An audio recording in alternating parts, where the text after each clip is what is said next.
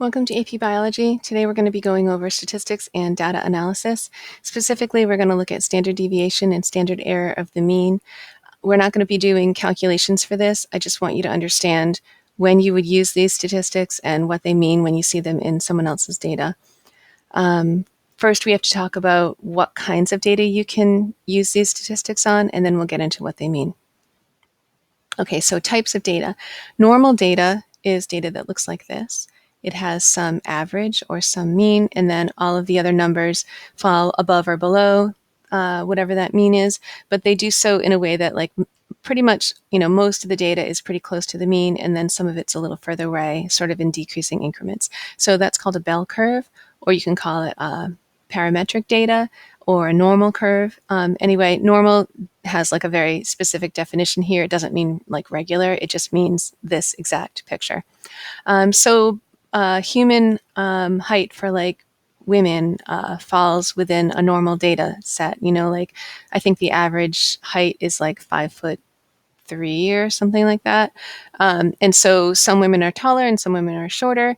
And then some women are a lot taller, but not so many, right? And some women are a lot shorter, but not so many. Body temperature, height of a particular plant, response rate for something, right? These are all continuous. And most of the data is going to be very close to or pretty close to the mean, with fewer further away. That's what normal data looks like. Non-parametric or non-normal data don't fit this normal or this bell curve. So for example, the red line here is what normal data would look like, but you have your data here with this huge outlier. So that would be non-parametric data. So you can use standard deviation and standard error for normal data, but not for non-parametric or non-normal data. And then finally, we have frequency or count data like this, and you can't use standard deviation for that either. So that's when you have various categories. You could put them in kind of whatever order you want, so that's not really appropriate to use standard error for that either. Okay, so how can you tell if you have normal data? Well, the first thing that you should do is make a histogram. The histogram kind of looks a lot like a bar graph. Let's look at the differences between them. So a bar graph has count data. Notice there's spaces between your bars, and you could have the red, the blue, the green in kind of whatever order you want, because it's just count data. How many students prefer red? How many students prefer green, etc. A histogram's not like this. A histogram, you decide on bins or categories to put your numbers in. So like this is a continuous set of data, body temperature in degrees Fahrenheit from 96 up to 101.4. And you've decided to put them in bins just so you can get an idea of where these things fall. So 98.4 to 98.7, you didn't have to pick these bins. You could have gone with, narrower or wider bins, but you picked these bins. And what you end up with when you look at all your data, once you plot them on a histogram, is something that looks like a bell curve. If it looks like a bell curve or a normal curve, then you can go ahead and use standard deviation or standard error of the mean. Notice it's not a perfect bell curve. That's okay. It probably just means that your sample size was too small to get an exact bell curve, but that we would assume that the population does have a normal curve. So if you go ahead and plot your data and it looks something like this, we're going to say that's close enough. We're going to be able to use standard deviation and standard error for that. All right. So what does this stuff mean? For a normal distribution, what statistics can you actually use? If you have a normal distribution, a bell curve, then you can use mean, sample size, standard deviation, and standard error. We're not going to do the math. I'm not going to show you how to do the calculations today. I'll show you how to do that another day. The vast majority of the time, you don't actually have to do these calculations for this class. Most of the time, you just have to interpret what these numbers mean. But we will do some practice at another time. And the numbers, the formulas are on your formula sheet, so you don't have to memorize them. All right.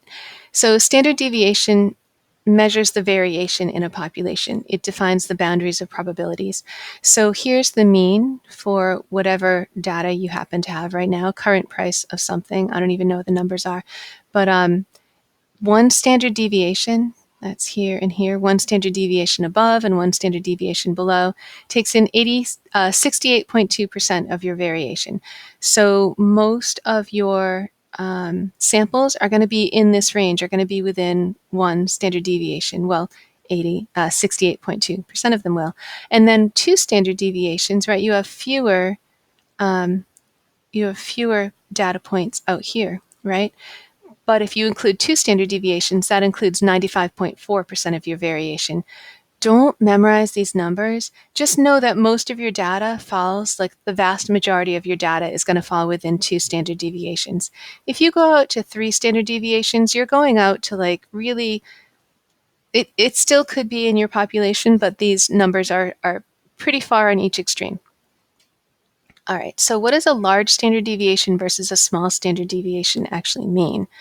So if standard deviation measures the spread or the variation in a sample population and probably in the real population, then a small standard deviation means there's very little variation there.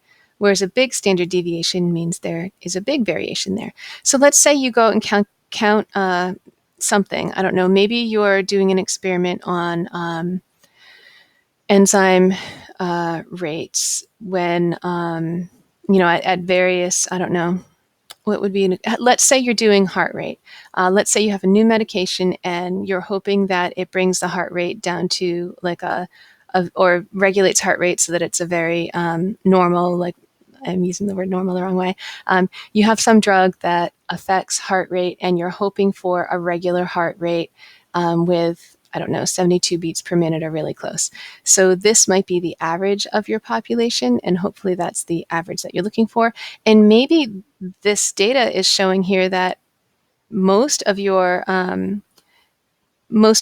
patients end up with heart rates really, really close to where you want them. And so a small standard deviation in that case would be like what you're looking for. Yay, my medication did a really great job of keeping heart rates within this, small range. So in that case, a small standard deviation is really great. Sometimes your standard deviation is going to be big, and that might be okay. Maybe you're out in nature measuring the adult size of a caterpillar. Well, are they adults then? The maximum size of a caterpillar before it goes into metamorphosis or something for some particular caterpillar species. And here's the average that you, calculated with your 4,000 caterpillars bodies that you measured. But maybe there's a lot of variation. Maybe some of them are quite a bit bigger and some of them are quite a bit smaller. 95 point whatever it was, 4% or something, was within this range, but that's a really big range. So then we know that caterpillar, the largest size of the caterpillars before they go into metamorphosis, well, it's really big, right? There's a really big range there. So sometimes a large standard deviation isn't bad. Maybe it means there really is that much natural variation. In biology, sometimes there is a lot of variation for whatever sample, for whatever you're looking at. But when you're doing a test in the lab for a medicine, you're probably looking for a small standard deviation. It might mean that you did a good job with your experiment. So let's do a little bit more practice there. All right, anyway, that was standard deviation. A step further is standard error of the mean. That's like a standard deviation for a particular data point. So this is what you're hoping is going to be kind of small. So let's say here for the independent variable, maybe you have, I don't know, maybe you are looking at 1 micromolar versus 2 micromolar, right? Different concentrations of some drug that you're testing for some, I don't know what the dependent variable is going to be here, but you're measuring something, right? And so let's say you repeated this experiment 100 times. So 100 times at, let's call this 1 micromolar. It's a big M. And let's say you did 100 experiments at that particular data point, and you calculated the average or the mean, and you got 4.3 or something, right? And then you calculate the standard error of the mean, which is sort of like a standard deviation for your data points at 1 micromolar. And then this might be showing you 2 standard error of the means. You would say it was like the mean plus or minus 2 standard errors. That's what that means. It's 2 standard deviations. So that's what, 95.4% of the variation, something like that. Notice at point B, let's say this is like 2 micromolar of the drug that you're trying to test, and you're measuring whatever it is. And whatever it is you're measuring, the mean was 2 point, I don't know, 4 or something like that. Notice that your standard errors, that your bars are smaller. So maybe you did a really, really, really good job of measuring at this data point, and all of your data is like really, really close together. That's kind of great. Maybe there is more natural variation when you use 1 micromolar, or maybe you just didn't do your experiments quite as well as you did here. Right. A confidence interval, very similar, but that's just a percentage. So you would have to write in your blurb somewhere what the error bars actually mean. Are they standard error? If so, is it 1 standard error? Is it 2 standard errors? And then the confidence interval, you're just going to use a certain percentage. Like the confidence intervals represent 90% of the variation, something along those lines. All right, so what might that look like on a test? So you might have something that looks like this, and you've got the means right. Where is my pen? Right here. And then these are the standard error bars. And notice down here in the figure, they're telling you data are presented as means plus or minus standard error. So just 1 standard error for this. All right. So the standard error bars are showing you, or the error bars are showing you how much variation there is around the mean. So what does this mean for you on an AP Bio test? See how if you're, let's say they ask you to compare 10 minutes versus 30 minutes for, I think that's the control. They look like little squares for the control. You would say there's no statistical difference between that data point and that data point because do you see how the error bars overlap? The top of this one definitely overlaps with the range here. And so you would say there's no statistical difference. There's no difference at all between 10 minutes and 30 minutes for the control. On the other hand, let's say they asked you to look at this data is I think that's 25 micromolar, and they would actually have, picture like, that might actually be, yeah, I think that's a control. Anyway, they'd have to make a graph that's a little bit clearer so you can see like which one of them is which. Like I think they're kind of hard to see. I think that might be triangles. So that one is probably this. This one is this one is this, I think. And it'll be clearer on a test, I promise you. So anyway, they might be asking about 10 minutes versus 30 minutes for, let's say this is the 25 micromolar, whatever the heck this is. Notice that the top of this one it doesn't overlap with the bottom of this one. So there's no overlap between the mean with the standard error or the mean with the error bars here. So you can say that there's actually a statistically significant difference between the samples at 10 minutes versus 30 minutes for the 25, blah, blah, blah. Yay, that is what they're going to be asking you. So standard error of the mean estimates the standard deviation of the mean. Confidence intervals show you the percentage of the data found within whatever, maybe 95%.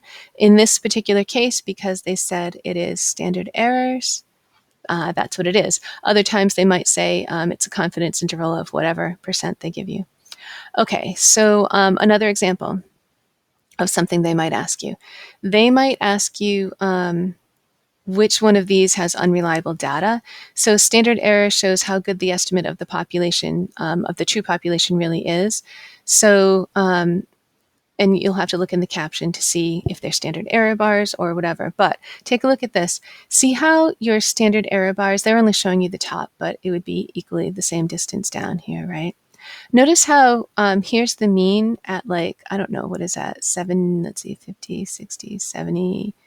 Oh, I did a bad job with that. But anyway, 73 or something, right? Plus or minus, maybe that's a couple, whatever. Your error bars should be an order of magnitude less than your mean if you did a good example, if you did a good experiment. So which one of these data points probably is totally messed up? It's going to be this one. Notice the mean is about 50 and the error bar is plus or minus about 50, right? It goes up 50. That means it would go down 50. That would be like saying I am 5 foot 6 inches plus or minus 5 feet 6 inches. I'm anywhere from 0 up to like 10 feet tall. So yay. That means you have no idea how tall I am, right? So this data point right here, you probably messed something up in your experiment. The rest all look good, but there's something wrong right there. If that happens, you should do your experiment again. Okay, so another example, which sample mean is a better estimate of its population, B or C? So notice that C has small error bars and B's are bigger, so C is the better one in this case. It's a better estimate of its population, probably. or of the real population. Remember, when you take samples, or even when you're doing an experiment, what number you're getting is just a sample of the total population. And so you're hoping to get enough samples to get what the true average really is. Hopefully you've done enough repeats to actually get that. So the more repeats you do, hopefully the smaller the bar will actually end up being. I'll show you when we do the math. Okay, so the error bars are narrower, so we can be more confident with C than we are with B. All right, so another question. Notice with A and B how they overlap. If the error bars overlap, that means the means are not statistically significant. So I might ask, like, tell me about A and B. Are these different? And you might say, oh, look at this one is up here at like 12-ish or 13, and this one is at 10. So they're different. They're really not different because the error bar here overlaps with the error bars here, right? So you actually can't say they're different. These are not statistically different. These, however, are different. So the mean here and the mean here, you can get whatever numbers for them, but the error bar here doesn't overlap with the error bar here. So I can say that C and D are actually different numbers, different populations. Maybe there's different medicines. C and D might be different medicines, and they're actually getting different results here. These are statistically different. All right, so here's an example that they might give you. Is the histamine release statistically different? Okay, let's say you don't know what histamine is. Don't let that worry you too much. Usually they'll give you a couple paragraphs to explain what it is. Sometimes you really need to understand the explanation that they give you, and sometimes they're just asking you to read a graph. So in this example, if you don't know what histamine is, it actually doesn't end up mattering. But do notice, you do have to really study the graph. This is histamine release. Okay, great. So histamine is the dependent variable. It's what we're measuring here. So I know that much. So is the histamine release statistically different for mast cells? Don't worry if you don't know what a mast cell is. For mast cells of male rats at 1 micromolar and 10 micromolar estradiol. So it says male rats. So you do, like, I'm saying don't worry about what these mean. If they're on the graph, you need to worry about them. But let's say there's some biology words that you haven't come across. It's okay. There's no mast cells on here, so they're probably all mast cells, right? And then they have male rats, so that means I want to look at the triangles. And they're looking at 1 micromolar and 10 micromolar estradiol. So here's estradiol, it's the independent variable. Here's 1 micromolar, here's 10 micromolar, so that's important, right? And I want to, again, look at the triangles, so I'm looking at that data point and that data point. So let's go back.